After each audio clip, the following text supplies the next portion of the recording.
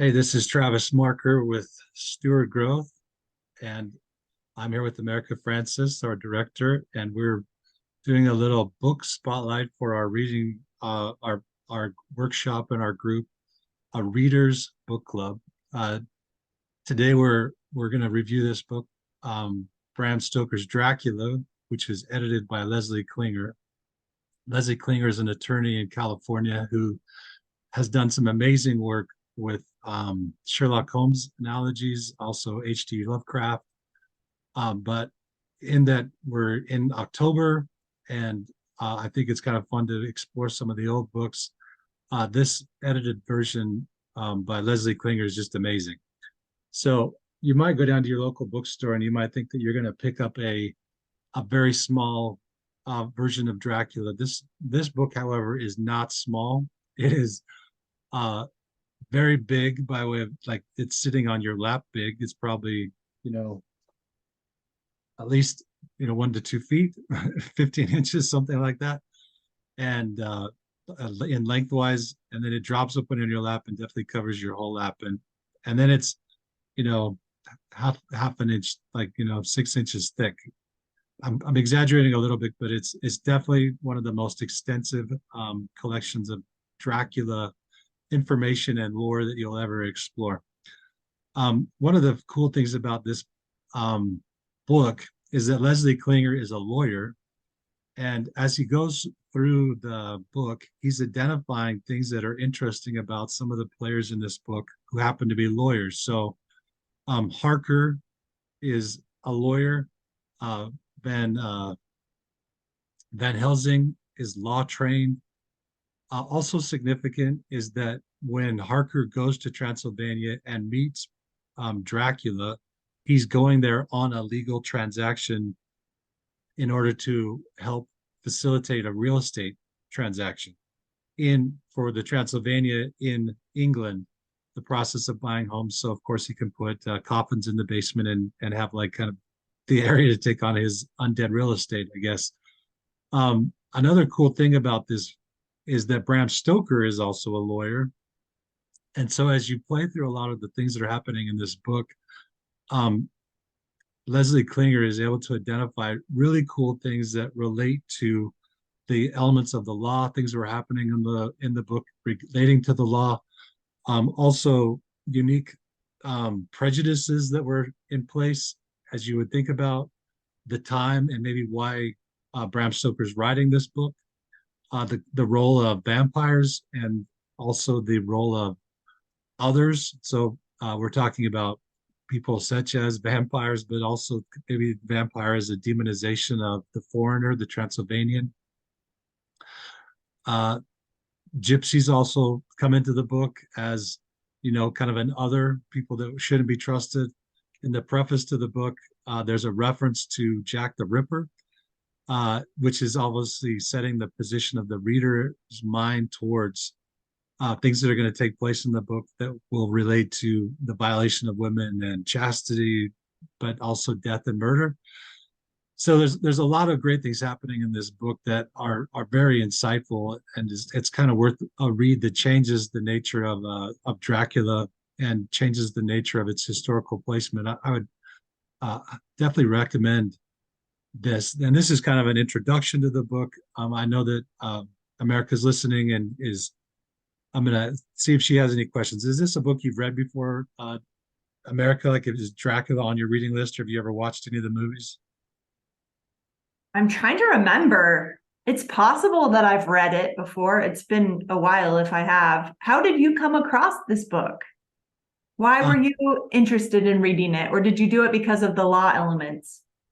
I was definitely in the law because I do the Scrivener School programs that this is a program from, or this is a snippet from one of those programs. And I was looking for different ways to connect, literature and the law. And one of the judges in Ogden was a vampire uh, enthusiast. He reads the Anne Rice novels. He reads other. He said he didn't really get into Twilight, but kind of the core of a lot of this stuff um, is ultimately Bram Stoker kind of leads the charge in taking kind of the place dominantly. So I thought I would read it, and I came across this book, and I saw that Leslie Klinger was a lawyer. So Hmm. we reached out to him in Santa Monica. I went and visited him in his office in Santa Monica. He also does work with the Sandman series with Neil Gaiman.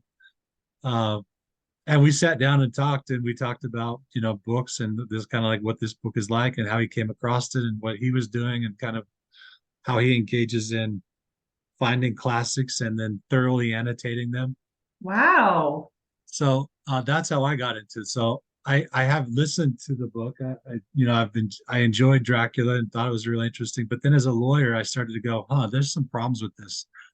And what Mm. I found interesting is as I got into Klinger's book, because it's so well annotated, he caught a lot of the same problems, but he also added historical references to them that kind of outlined the problem or outlined where some of these things were happening, even identifying ethical dilemmas that were being created as the lawyers, are starting to attack and kill their client. The thing that I like to think about is I went on a trip to Romania, and my friend was telling me about Vlad the Impaler and some of the real life things that kind of led to the lore in the area about a bloodthirsty man. Yeah, Uh, I guess he was a person that put people on pikes and killed them. he did. Yeah, he impaled them. Uh, some of this comes out in another book. There's a movie, I think Dracula Live or something of that nature, where you're talking about how the Ottoman Empire. Um, it's amazing how they come and go. Empires come and go, but at one point was tremendously aggressive and violent, and like bad things happened. And so it's kind of like the counter pressure to some of those things that were happening in war at that time were just, they were outrageous. And so it's like putting your enemy on a pike was definitely distracting, right? It made you pause and say, like, who am I going up against? Like, who is this person? I think you can get some interesting personality things too. If you look at Dracula being a really maybe charismatic and attractive person, and that's what snares people in is they're interested, drawn in, and then there's some really dark stuff behind it. Yeah. And the dark stuff is highlighted by the Victorian period in which this book is written. So it's written as a rebuke to some of the other non-traditional sexual things that were starting to happen in society. Like in the United States, there was issues in like upstate New York with a variety of different kind of religious practices that related to marriage and sexuality. You also had the Mormons in Utah who were working with polygamy. But the Victorian period itself was just hyper vigilant about the role of sex and the role of like how do we engage with this tension that we're suffering because like we want to be super uptight and appropriate, and yet we can't we can't like overcome the fact that we have passions and urges. And what was also happening in this book is that you're putting all those passions and urges on the foreigner because he represents a danger, right? There's Hmm. this foreigner comes in and is persuading people and seducing women, and like it must be again like witchcraft in the Salem witch trials, like this thing that you can't understand or that you don't like, or this thing that's speaking to your urges or your compulsivities. Like instead of recognizing those things and identifying those things, you demonize them and you make them the monsters, right? And then what do we do when Dracula is a monster? Well, then we can definitely isolate it and alienate it, and we have permission to attack it and destroy it. But what But if we what also happens just after you destroy it? Is the problem solved? it's not. That's ultimately the destruction of the Puritan cycle. With the Salem witch trials at some point have to come to an end. The foreigner eventually is integrated. Things happen that eventually people say, look, it's not like you're saying it. It's not what is going on. Like so, the other becomes demystified and comes in, and I think Klinger is not in any way advocating for any of that type of stuff in this book per se. Like he does a very historical annotation where he gives context to what is happening. He's giving context to what's going on. He's definitely not advocating any positions or historical. Like he's not trying to persuade you of anything as he's going through the book. He just adds a tremendous amount of detail. But some of the things I explored in the discussion for lawyers was, how does Dracula relate by way of the administration of justice, or how does Dracula relate as evidence? How does Dracula relate to how we work with our prejudices and horror stories? You know, what do our horror stories represent? Like, who do monsters represent? Like, what's the werewolf? Or how do we address the fact that Frankenstein, the doctor, is actually the monster, and the monster he creates is like this thing that just wants to be understood. And Um, then you humanize the monster and you find the monster in all of the other people. yeah, like you have to be able to address, um, are you seeing the book clearly? Are you seeing the characters clearly? Are you seeing what's happening? Again, this comes into some of the questions that come up in The Girl on the Train, Gone Girl. You know, girls, like, these are books that are coming into the unreliable narrator. And the one of the things that I love about Dracula is it's written as a epistemology, so it's all written in people's journals or letters. And there's a specific conversation where Van Helsing talks to the group about making sure they all have the same story. Well, Mhm. as a lawyer, the first thing that that speaks to is, as soon as everybody has the exact same story, they're lying. Because it's anticipated that the stories have to be potentially similar, or they should be reliably similar, Mhm. because that creates the findings of fact that kind of generate truth.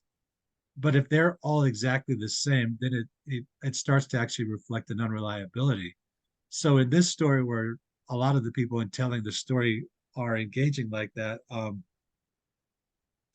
it makes you wonder, like, who's the bad guy if everybody else has to orchestrate and connect and whatever, you know. So, and I Mhm. I know that I've given I give the presentation I give on this relates to Dracula's not the bad guy, but he's basically victimized. That has not received universal approval as I give the program. People like Dracula to be the bad guy. They like the story to be what it is.